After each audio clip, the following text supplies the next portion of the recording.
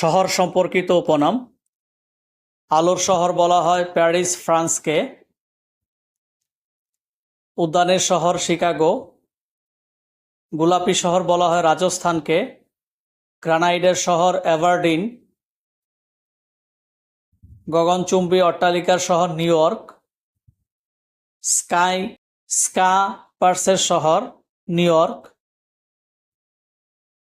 চির বসন্তের শহর কিটো ইকুয়েডর। চিরশান্তির শহর রোম। নিষিদ্ধ শহর লাসা। নিশ্চুপ সড়ক শহর ভেনিস। নীরব শহর রোম। পোপের শহর রোম। বাতাসের শহর শিকাগো।